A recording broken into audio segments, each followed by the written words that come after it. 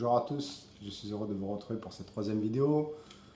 Aujourd'hui, nous allons parler de la gestion des émotions, qui fait suite donc à ma première sur la confiance en soi et à la deuxième sur les thématiques sont-elles liées. Aujourd'hui, nous allons parler donc de la gestion des émotions. Qu'est-ce qu'on entend par la gestion des émotions? Il est important de savoir c'est quoi pour vous savoir gérer vos émotions. Posez-vous la question, c'est quoi pour moi gérer les émotions? Une petite anecdote. Pour devenir coach, il nous était demandé de nous faire coacher. Et lorsque je suis allé voir ma coach, je lui ai dit, mon objectif est de savoir lâcher prise sur une situation. Et donc, au fur et à mesure des séances, lorsque je suis arrivé vers mes dernières séances, j'ai pris conscience et j'ai dit à ma coach, le lâcher prise sur une situation, c'est lâcher prise sur la situation et non sur mes émotions. Car pour moi, mes émotions étaient présentes. Je ne pouvais pas les mettre de côté et les oublier. Il était important pour moi de les intégrer, de les accepter et de les verbaliser. Qu'est-ce qui est important pour vous aujourd'hui? Est-ce qu'il est important de les verbaliser? Si oui, faites-le. Si c'est important, faites-le. Mettez la forme. Il est important de savoir mettre la forme.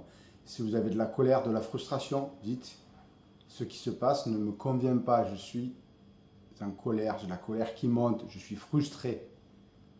Il est important de le faire si vous en sentez le besoin. Comment voulez-vous que votre interlocuteur face à vous comprenne ce que vous ressentez si vous ne le verbalisez pas? Quand on parle de gestion des émotions, on parle de les accepter. Vos émotions sont là pour vous et pour votre bien-être. Que ce soit la colère, que ce soit la joie, la tristesse ou la peur. Chacune de ces émotions primaires a un déclencheur. Lorsque vous avez peur, le déclencheur, c'est l'inconnu. C'est l'un des déclencheurs principaux.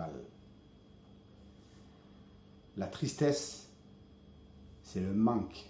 C'est le manque de quelque chose. Vous êtes triste de ne plus avoir. Et chaque émotion a aussi un objectif qui est là pour votre bien-être. Lorsque vous vous mettez en colère, c'est l'inconnu, c'est la peur de ne pas vous faire comprendre. Et qu'est-ce qui fait que vous vous mettez en colère? En fait, ce sont ces déclencheurs. Et ces déclencheurs vous permettent à vous, avec cette colère, de le dire, de montrer ce qui ne va pas. Ce qu'il est important de faire dans la gestion de ces émotions, c'est de savoir contrôler cet état, de savoir verbaliser dans le calme, en mettant la forme, ce que vous ressentez. Ces émotions que vous devez accepter et qui sont là pour vous, pour votre bien-être. Je vous propose pour cela de faire un petit exercice très simple.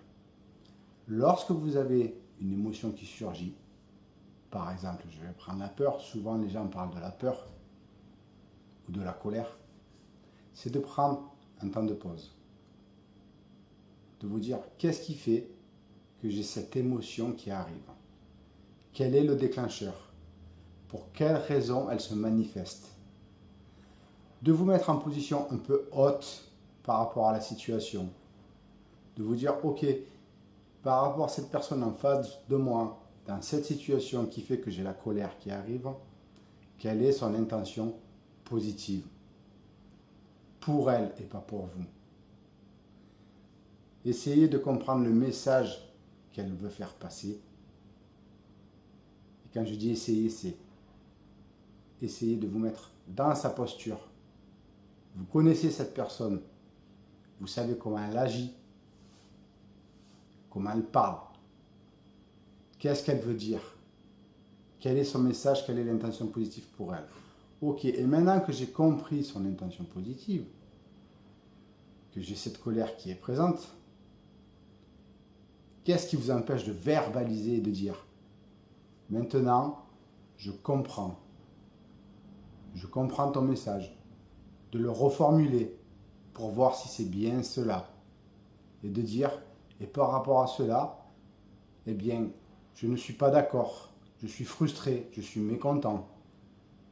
Car, pour moi, ma vision est. C'est une façon de communiquer différente, c'est une façon de gérer ses émotions. Voilà ce qui est la gestion des émotions.